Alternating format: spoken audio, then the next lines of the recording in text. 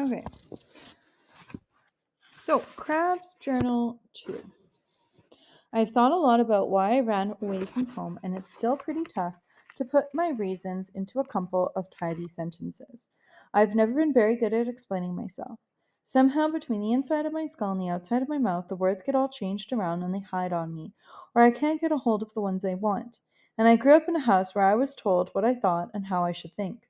I wasn't asked. At school, nobody is particularly interested in your feelings, and they only pretend to be interested in your ideas. ideas. Don't get me wrong. I'm not sorry I did what I did. Sure, sometimes I feel guilty about the fact that I scared my parents and relatives. But deep down, I'm glad I did what I did. I'm glad because it's the only one intelligent, independent, creative thing I've done in my life, and the best thing I've done for me. I read a story one time, The Loneliness of a Long Distance Runner. It was about a teenager who grows up in some dirty city slum in England. His father is dead, his mother's a runaround, his brother's a troublemaker.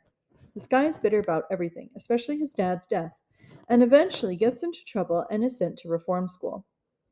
While he's there, he hatches this plan that he thinks he will get revenge on the in laws, the people who obey the laws and have all the money.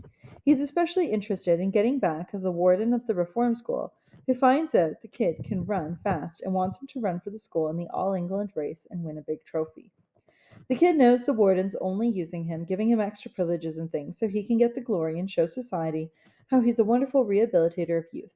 So what does the kid do? He takes all the extras the warden gives him. Then, on race day, he leads the pack for the whole race, and a dozen or so yards from the finish, in sight of the warden and all the bigwigs and society types who pretend concern for kids like him, he stops.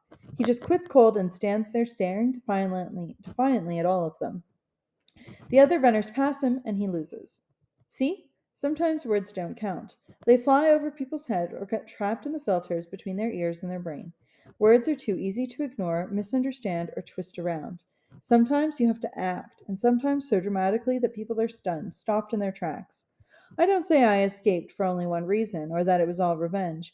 I was sick of my life and already sick of the future that everybody had planned for me, but nobody bothered to consult me about. I wanted to be free to opt out of the plan, but like the runner, I wanted to do something that would symbolize what I thought and how I felt. So I planned the escape carefully. It was the one perfect act I'd perform in my life, pure, clean, like the edge of a razor.